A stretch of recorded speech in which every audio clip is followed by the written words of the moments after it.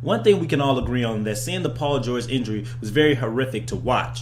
However, I disagree with certain people. They was hitting me up afterwards saying that players should pull out of the World Cup. It's not that important. And yes, being here in Chicago, it was all centered around Derrick Rose because he's been injured the past 2 or 3 seasons.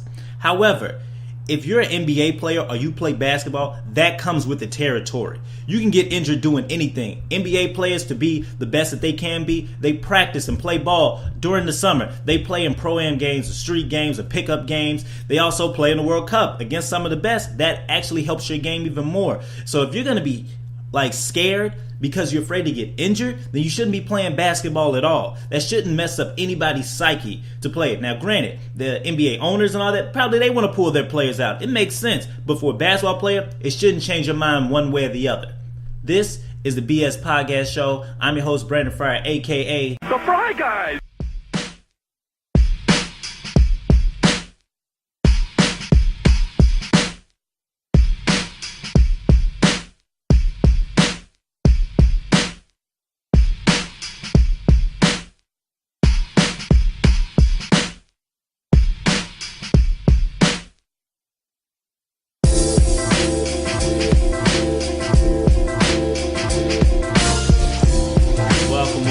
To another edition of this BS Podcast Show. Like I said before, I'm your host, Brandon Fryer, aka the Fry Guy.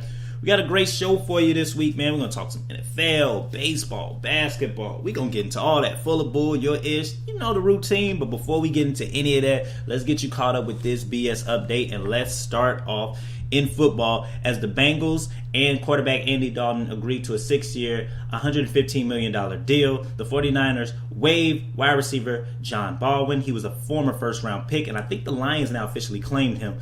The Giants running back David Wilson is forced to retire due to a neck injury. In baseball, the Pirates hired A.J. Pereira as their new GM. He served as an assistant general manager for the Rangers. Also, there's a report that Biogenesis founder Anthony Bosch will surrender to the DEA. In NHL, PK Subban agrees to a new deal with the Montreal Canadiens. Boxing Manny Pacquiao is reportedly set to retire in 2016. He's also hinting that he might take a run at the Senate. In golf, Dustin Johnson is out indefinitely, or leave of absence, whatever you want to call it, because they said the reason for it is for a positive test for cocaine. No joke. In tennis, Serena Williams wins the Bank of West title. That's her first title win since that Wimbledon exit, which she had to leave early because of a virus. Soccer, Landon Donovan is set to retire at the end of this MLS season. He is the United States national soccer team all-time scorer for their team. In basketball, the Spurs and Tony Parker agreed to a 3-year extension. The Hawks re-signed forward Mike Scott. The Heat signed Reggie Williams. Paul George is out for the season with that leg fracture he suffered last week. The Wizards let their assistant and former NBA player, by the way, Sam Cassell, he's now going to join the Clippers coaching staff with Doc Rivers. The NBA suspend point guard Raymond Felton for 4 games for all his off-the-field troubles and stuff like that. Kevin Durant withdraws from U.S. basketball due to physical and emotional reasonings. Interesting. Speaking of U.S. basketball, USA cuts John Wall, Paul Millsap, and Bradley Beal from the U.S. team. But now I think they're down to 11 people now with Kevin Durant out. Also, the Kings trade Quincy Acey and Travis Outlaw for Wayne Ellington, Jeremy Tyler, and a 2016 second-round pick. Greg Odom was arrested for misdemeanor battery charges. That's crazy. They allegedly punched a woman in the face. That's just crazy. And the biggest news of all is the Cavs and the Timberwolves reach an agreement that would send Kevin Love to the Cavaliers for Andrew Wiggins, Anthony Bennett, and a future first-round pick. This deal don't come complete until August 23rd, and it's also rumored that Kevin Love will opt out the deal, and then he will sign a new 5-year extension with the Cavaliers. And let's get into that and more in our first quarter. I sent a question out, Twitter, BSing around question. I said, are the Cavs the best team in the NBA now? And if not, what team is ahead of them? Now, I sent them out. I'm going to read some out right now. A lot of people got them in that second to third range. One person said this: no, the Cavs are not the best team. I got them 4th. 3 teams is better than them: Spurs, OKC, and the Bulls. Okay. One person said, yes, the Cavs are the best team. The Cavs have a younger version of Chris Bosh and Kevin Love, and a younger version of D Wade with Kyrie Irving, and the best player in the game. Another person said, no, the Cavs are the favorite in the Eastern Conference, but still not better than the Spurs. They don't have no depth. No, Cavs are not the best team. They don't have enough depth. So a lot of people saying pretty much no because of the depth. They feel like they got the big three, but they got the... I actually think they're not the best team, but I actually got them better in the Eastern Conference. A lot of people got the Bulls ahead of them, and I understand, especially here in Chicago. It makes sense. But a lot of that is dependent on Derrick Rose, and I feel like the Bulls still have the same problems. Even though they're a deeper team, it's still, to me, you stop Derrick Rose, and if he's even healthy, even if he's close to the Derrick Rose that he is, MVP-type form, even if you get a tall, lanky defender on them, who else is going to score? Unless one of these other players explode and finally be that second star, that Pippen to Derrick Rose Jordan. That's pretty much it. I feel like the Cavs do have a deep team. Yes, they have the big three, LeBron James, Kevin Love, Kyrie Irving. But look at the other pieces right now. You got Anderson Varejao, who's no scrub. To me, he's a better version of the Birdman that they had. To me, definitely a better version than the Birdman. He can score a little bit more too. And he can rebound and play defense. Also, you got Dion Waiters. This kid can put up buckets. Now, his defense is questionable, but the man can put up buckets. Then off your bench, you got Mike Miller, who still showed you last season he ain't no scrub. He's not even far away from the time when he was even contemplating that like 2 seasons ago. He's still there. They got James Jones, who can pop up 3. They're already close to bringing Ray Allen and Sean Merriman on their squad. You got Tristan Thompson, who's probably on any other team, but probably could be a starting power forward. You got him coming off your bench as well. And they're not done. So, granted, you could say they're going to be a horrible defensive team. I got them probably the best team right now in the Eastern Conference. The Bulls is right underneath them. They're going to probably battle with them. And, however, when it comes to winning the championship, I got the Spurs better than them. And you could probably say OKC, but I feel like OKC and the Cavs are right where they're at. But I feel like, honestly, the Cavs' role players are better than OKC's role players. So that's why I got the Spurs, Cavs, probably OKC, Bulls right now. Those are like the 4 teams right there. Let's get into the next quarter. One thing I forgot to really say, Mike is in the building, by the way. I forgot to say that. He's looking at me like, you didn't announce me, man. You didn't announce me. Mike, say what up, man. Say something. I'm going to let you talk on the mic or something like that. Mike, how you feeling? I'm feeling a little bit neglected right now because, you didn't say my name in the beginning. Normally say I got Mike in the building. You kind of left me, man, and I felt kind of hurt. My bad, man. My bad, Mike. Mike is in the building, man. Honestly, he's in the back. He's getting me a guest, which is looking like it's going to be ESPN baseball insider Sahadev Sharma. He knows a lot about the baseball thing. We're going to talk about locally. Let's talk about these Cubs because they're making a lot of news. You got Javier Baez, they got Turner, they got young pitching. Now you're hearing the whole Cole Hamels thing. And Mike, do we got him? We got him. He's going to be joining us via Skype. Like I said, you can follow him. He does great work on the homepage of the MLB, baseball. Just great. Great. I'm just stalling kind of really because I'm waiting on him. Do we got him? We got him? Okay, we got him. So joining us via Skype, and this is our Side of Fries interview via Skype. Like I said, Sahadev Sharma, baseball insider. Shahada, thank you for joining us. I really appreciate it. Mike tried his hardest to get you here. So thank you again for joining us. I want to get into this right away because we have a short show. It's only a 30-minute podcast. So with that being said, Cubs are making a lot of moves. They looking like, what do you make of those whole moves? They're a hot team now. They look like they're finally on the rise, no? Oh, yeah. I mean, a lot of movement going on. Jacob Turner, Javier Baez taking you, and now this Hamels stuff is going on. I don't think much will come of it, but I think we can, draw some nice conclusions from it at the very least. So you look like you don't see that Cole Hamels coming to the Cubs thing. Why is that? Then what is your conclusion, pretty much, what to make of the whole Cole Hamels and the Cubs thing? At the very least, it looks like, it's another indication that this team is willing to spend big on pitching. I think we've gotten some signs of that in the past, a little bit with Edwin Jackson signing and right before that, attempting to sign Sanchez. Of course, the Tanaka bidding. They were willing to spend big money on these guys. So now it just feels like it's a little more concrete and you feel a little bit safer about saying that they're going to spend money in the offseason. I don't think anything comes of Hamels just because it doesn't make sense for either side. what the Phillies have now reduced the teams that they can negotiate with a deal for Hamels to one after they spent all of July with the chances to trade him to all 29 teams. So now they're not going to get max value for him. On the other side of things, Hamels is going to be 31 next year. The Cubs have no surplus value from him for this season. He could be a part of the team, but it doesn't help them. They're not going anywhere. So do you give up a guy, a top prospect for a guy that's going to be 31? And, it's a 4-year, $90 million, I want to say, is what's remaining on Hamels. Yeah, Shad, I think you're actually right. Either it's 4-year or it's, I think, a 5-year with a team option.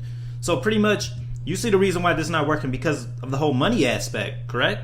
So, I mean, it's a lot of money, and it's fair money for a guy like Hamels, but it's also, you're giving up prospects. You have to keep that in mind. If you go buy John Lester, so that's the comparison that I have in my mind. Would you pay maybe a little bit more for a guy like Lester and not give up any prospects or draft picks, or give up some pretty big prospects if that's what it's going to take to get him? That's what tomorrow is going to want. So, it's nice to see them putting in the claim, and if the Phillies had decided that, hey, we don't want Cole Hamels anymore, we don't want that contract, which would make no sense to me. It's time to go out of bounds in our halftime segment. And with this one, I'm so excited that football's back, but I'm more excited for Madden NFL 15. Richard Sharman's on the cover. I used to love playing with friends and my cousins, and we used to always play. Now, I was an okay Madden player. One person used to always beat me, though, was Val. And I had him on the show one time. He used to destroy me. Only time I beat him is when I had this one player. We're going to get into that. We're going to talk about the most impossible players of some of the best Madden players of all time. We're talking about players in the game, not the people who actually play the game Madden, but the football players in the game. And I'm going to start off with this guy, and it's Michael Vick. When I had Michael Vick, that's the only time I beat Val. Val used to always destroy me, but I only beat him 2 times that I could think in my whole time playing Madden, and it's when I had Michael Vick. I never used to throw the ball because he used to intercept. So one thing, he had to respect my arm with Michael Vick, but also I just used to run it all the time. And Michael Vick, and back in the day, I think it was 2004, Michael Vick was like a 95 rating, but he had a 99 speed, which was awesome. Another person who was pretty good was Dante Culpepper because of his size and his strength. If he put the stiff arm on you, you couldn't stop him. And he was rated 98 in 2006. But he had speed, he was big, he was hard to take down, and if you put the stiff arm on him, you couldn't stop him. And he had a cannon for an arm. Another player was LaDainian Thompson. In 2008 and 2009, he had a 99 rating. Man could catch out the backfield. He's one of the fastest. He was agile. If you hit the juke button with LaDainian Thompson, couldn't stop him. You just couldn't. 2 quarterbacks, Tom Brady and Peyton Manning. These 2 were unstoppable. They both had a 99 rating. Tom had a 99 rating in, I think, 2009 and 2012, while Peyton Manning had one from 2006 all the way to 2011. I mean, Peyton Manning used to just make me angry every time I played against him because he would take so long, especially if you play on the computer. He would take so long. He'd do that no huddle, but he'll take forever to all the way down to probably 2 or 3 of the whole clock. And it just used to annoy me. I mean, granted, you can set your defense up, but I'm like, hurry up, hike the ball. Another player was unstoppable. Randy Moss had a 99 in 2003. If you just threw the ball in Randy Moss's area, he's catching it. And he was fast and he was bigger than most corners back then. You couldn't stop him in 2003. Another person, I'm going to keep it going, Deion Sanders. 99 in 2000. He had a 100 rating. Now, that's just rare. But the man was fast. If you threw it his way, he was intercepting the ball. So you had to make sure you threw it real accurate, quick. You had to be accurate. Because if you just threw it up in the air and just thought my wide receiver's going to catch it, Deion Sanders was going to stop that. Probably the biggest one of all was Jerry Rice. He had a 100 and I think 86 or 84 rating in the 98 Madden. It was ridiculous. It was during the time you can unlock him. He was a special type of play, but you unlocked him. It was ridiculous. That was when you threw it his way, he was going to catch it regardless. And for some reason, Jerry Rice was way faster than everybody else. When even at his age, because they had him at a certain age where he was old, but he was still burning people. And then you can't forget about Marshall Faulk, Can't forget about him. He was 99 in 2003. Ray Lewis on the defensive side was 99. I mean, if Ray Lewis hit you, you fumbling the ball. Simple as that. You getting sacked, you fumbling the ball. So those are some impressive players. I'm kind of excited to see who's going to be 99, who's going to be 100 in this Madden. I know Richard Sherman's going to be one of them because he's on the cover, so I feel like you throw it his way, he's going to block it or intercept it. They're going to make him awesome because he's the cover boy. But who else is on this? So I'm kind of intrigued to see, and I can't wait to play Madden. Let's get back into the quarter. All right, in the third quarter, let's stay with football. Granted, we was talking about Madden, but now let's stay with football. So, some preseason games happened last night, and there's going to be more happening this tonight and Saturday. I'm looking forward to it. Of course, the Bears playing, so I'm going to watch that. But let me tell you about some takeaways that I had from last night's game. And let's start off with Dallas and San Diego. Now, San Diego won. It doesn't matter who wins, really, because it's preseason. To me, preseason don't mean nothing, but you can see certain players, if they're in rare form, or maybe this team may not be as good, or the player may not be as good. The team is something totally different because there's more than just one player that can make up a team in the NFL. But one thing I noticed from the Dallas and San Diego game, yes, like I said, San Diego did win, but the defense of Dallas really needs a lot of work. I mean, you already know the defense was already bad. They really didn't do nothing to really make it any better. And then Sean Lee went down, was probably the best defensive player. They had 3 more players that went down too. And I think 2 was on the defensive side. So you got them went down, and it's just their defense needs a lot of work. That's the one thing I took away from that game. In the Seattle and Denver game, the one thing I was looking at was all the new additions that Denver acquired. You had DeMarcus Ware, who had a sack. He looked like he's ready to go. TJ Ward had a sack. They look like they're in playoff form and they're ready to get back to the Super Bowl. So watch out for them. And Peyton Manning looks like he's in rare form. Seattle looks a little rusty and stuff like that. They coming over the Super Bowl jitters. They still a little rusty, but that's the case. The Bengals and the Chiefs. One thing I took away, a lot of criticism is going to now be on Andy Dalton because of that deal. And should he get paid that money or not? And look, it's a quarterback league. You can kind of look at all the other quarterbacks. You can obviously say, maybe he deserved that money if you look at people like Matthew Stafford, Cutler, Matt Ryan. So you can kind of debate that. Tony Romo. So he looked actually pretty decent. He looked sharp. He looked like he's ready to go. One thing that's about was DAT, DeAnthony Thomas. This is a guy who I wanted the Bears to draft so bad. If he was going to replace Hester, that's the guy I wanted. The man had an 80-yard run, and man, that guy's going to be electric. I'm telling you right now, that guy is going to be a true player. Another one, let's get into the Patriots in Washington. Ryan Mallett looked bad. He looked shaky. Now, Tom Brady didn't play, so it was all Ryan Mallett, and he looked bad against first team, which shows that he's not ready for a starting job yet. He still should be a backup, and he still needs to learn. He's been in the league this long now. You know what? It's looking shaky for him. He may be out because Jimmy Garoppolo looked pretty good. He looked pretty good. Granted, it was against, second or third teamers, but he looked good. The San Francisco and Baltimore, one thing that stood out to me, Ray Rice is still getting cheered. I understand that at home, he just still getting cheered. It should be some mixed views, but he was still getting cheered. But on San Francisco's side, Blaine Gabbert looked horrible. Jim Harbaugh, I know you're trying to be the quarterback guru, but he looked straight horrible. Threw an interception. He looked bad. He just looked bad. He looked like a player who shouldn't be in the NFL. Last one is the Colts and the Jets. The one thing I looked at was the Jets' new pieces. And, Chris Johnson, Michael Vick, Eric Decker, they all look solid. They look solid. Michael Vick looked like Michael Vick, running around, doing his thing. Chris Johnson had a touchdown. Eric Decker caught a few they look solid. Their pieces look solid. Jets are going to be a decent, solid team to me. Now, coming up, some things I'm going to be looking at with these upcoming preseason games. One thing I'm looking at, the quarterbacks. You got Blake Bortles, going to be watching him. I'm going to be watching Teddy Bridgewater, and I'm going to be watching Johnny Football. I want to see what those 3 quarterbacks do. Those are the ones I'm looking at. And then on the defensive side, the rookies, I want to look at Michael Sam from the Rams and Clowney from the Texans. Those are the ones I'm looking at. And a team that I'm intrigued with the most, because they remind me of the Bears, is the Tampa Bay Buccaneers. They're a team to me that you need to watch out for. They got 2 big wide receivers, big tight end. Doug Martin ain't no joke. Lovie Smith is on that defense, so you know that defense is going to come correct. It all depends on Josh McCown. If he even plays like Josh McCown of last year, this team is definitely a playoff team. Let's get into the next quarter. It's time for my favorite segment, Yo Ish. You send me your question at this BS show, and I answer them right here on this segment. Mike is going to read off the questions. I'm going to answer. Mike, take it away, man. Okay. Frank_Jessica said, who you got making the playoffs in the NFL? All right, let's see. Well, let's start with the NFC. The North, I'm going to have the Packers. The South, I'm going to have the Saints. The East, I'm still going to have Philly.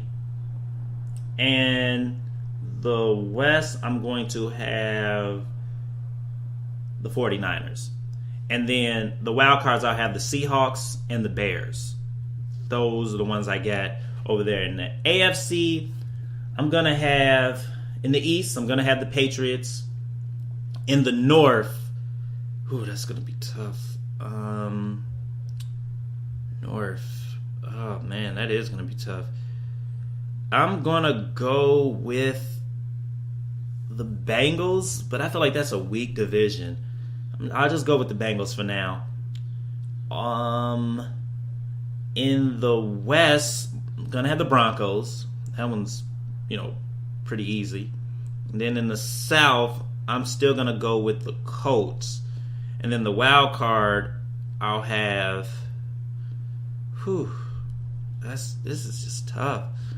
I'm gonna have one. I think I'll put the Jets in one. I think I'll put the Jets probably in there. The AFC is so bad now I'm thinking about it. Put the Jets in one, and then I'll probably put the Steelers in there as well. So right now that's it. It could change though. Those are the ones I got though right now. It's going to be hard because I feel like I should have did this like after the preseason. But then again, that's like me contradicting myself because I'm saying the preseason don't really mean nothing. Just because the team goes 0-4 in the preseason doesn't mean they're going to, go 0-4 or be horrible when the regular season count, because there's a lot of the second strings and third teamers playing. So, but those are my ones. So if you want to know, those are the ones. Hit me with the next one, Mike. Okay. Cray in who said, who do you see the Bears having as their number 2 quarterback? All right. Right now, if I had to pick, it looks like Clausen. They say Jimmy Clausen looking sharp. Jordan Parham's looking shaky, even though he's listed as number 2. He knows the system a little better. But see, I feel like these two are just unproven and they're too young. One name that you guys got to look out for, Cal Orton. He's still out there, and he's a veteran. And I feel like for a backup, you need somebody who been in the league around, kind of been a journeyman. Cal Orton fits that mold, and I feel like he would actually be the perfect number 2. But that's only if, Clausen and Jordan Palmer just don't seem to pan out. I feel like you have, you should have Cutler, Orton really, and then keep David Phelps on there. Maybe practice guys your third quarterback, whatever. I feel like that. Mike, hit me with the next one, man. Okay, Carl Kia said, KD with Under Armour, ? Will that mean he will leave OKC? Okay, Under Armour is offering a deal worth about $320 million or something like that, and he gets stake in the company or something like that, some type of piece of the company, something that they gave Tom Brady. I mean, it's a good deal. I feel like he is going to take it. I don't think Nike can offer him anything like that. Under Armour is a Maryland, company, which kind of going to link it more to him going to the Wizards and all that. But to me, that doesn't mean nothing. That doesn't mean he's going to leave OKC. If he's going to leave OKC, something got to be not right with the front office or maybe the team or the coach. That's what make him leave. And probably seeing if the Wizards continue to be pretty good, then that probably make him consider leaving. But just because you sign with a company that's based somewhere else doesn't mean nothing. If that's the case, I think LeBron's with Nike. Does that mean he's going to go to the Trailblazers? You know what I'm saying? Kobe's with Nike. He's going to the Trailblazers. That doesn't mean much, There's a China shoe company. If they sign with them, they're going to play overseas in China. Speaking of China, by the way, let me say this. I know this is your issue, but let me say this. Ron Artest changed his name to Panda Friend because he's playing overseas in China. That's just crazy. Speaking of China, that to me is just crazy. I can't get over that. That's hilarious. Ron Artest, Meta World Peace. I'm going to change my name. I'm Panda Friend now. It's crazy. My BS player of the game goes to Becky Hammond. She is a WNBA player. She is going to retire, I think, after 16 seasons or so. in the WNBA, but she's going to retire at the end of this WNBA season. And she already got a job lined up. You know, a lot of these players, right when they retire, boom, get right to coaching. She's going to be coaching. No, not a WNBA team. She's going to be coaching the San Antonio Spurs as an assistant. I don't think he's replacing Greg Popovich, but as an assistant. But they say she's going to become the first female coach in the NBA, so that is a great milestone. So, Becky Hammon, you are this week's BS Player of the Game. My full of bull? It goes to the notion of these radio personalities in Washington, D.C. trying to convince or coming with the notion or reading the mind of the skipper of the Washington Nationals, Matt Williams, pretty much saying that Bryce Harper's been having a rocky start and he should probably be sent to the minors since coming back from injury. Now, I'm not a believer in sending players to the minors. I feel like that just messes up their psyche more. I feel like the only time they should go to the minors and do anything if they are rehabbing, if they're coming back from the injury.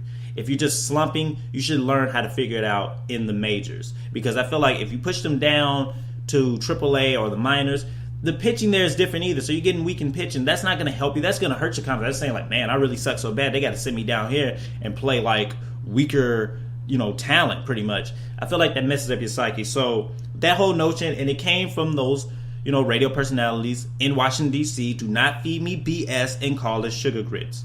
Bryce Harper, let him figure it out in the MLB. I want y'all to go to my Tumblr page. That's thefryguyBS.tumblr.com. Go on there. We got the video of Paul George's injury if you want to see it. I mean, if you squirmish, I wouldn't suggest seeing it. We got our photos this week. We also got, our on deck segment. It's 2 names in hockey you need to know. We got a video on both of them. They're the next big thing. Check them out in the 2015 NHL draft. One's going to go number 1. Another one's going to go number 2. But they both are the next big thing. They're saying they're the next big thing since Sidney Crosby. Also, there's been a segment on Bleacher Report. Matt Miller's been doing this every now and then, building the perfect NFL, linebacker, quarterback. I think now he just did tight end. I did that too, and I did my own take. Check that out there. Also got a video of the evolution of the NFL logo, and we also got a video of the whole UFC media day fight between, I think, John Bones and I forget the other guy's name. It's not crossing my mind. But we got that. We got the media fight. It was awesome. They headbutted. They got into a little altercation. It was great. Check out the video there as well. All that's on my Tumblr page at thefryguyBS.tumblr.com. Also, go on our YouTube page. Just type in This BS Podcast Show. You can catch all our shows. Subscribe to the page, the channel, so you can catch all our shows and be up to date on that. Also, go on our Twitter page. It's at This BS Show. Send us your questions for our BS Around question and your ish. I'd like to thank everybody for this week's show. I'd like to thank Mike Howard for being here. I don't want to forget his name so he don't get angry. So I want to thank Mike Howard for being here. Also, I want to thank Sahadev Sharma, ESPN Insider, Baseball Insider, for joining me and being my guest this week. I also want to thank Angela Lewis, Devin Washington, the Game family, the ESPN family for, getting Sahadev Sharma here. Maybe he had other obligations, so thank them as well. You guys, the fans, the listeners, appreciate you guys listening. Give me your feedback as well. Remember, life is a game, so play hard all 4 quarters. This has been another edition of This BS Podcast Show. I'm your host, Brandon Fryer, a.k.a. The Fry Guy. 2 fingers in the air. Peace. I'll see you next week. Oh, man, it's Friday, man. I think I might go out tonight. I'm really thinking about it. Like, people been hitting me up, convincing me more to go out. I might go out. Like, you with it? You with it? You can't even talk now. Your mic ain't on, but you shaking it. You with it?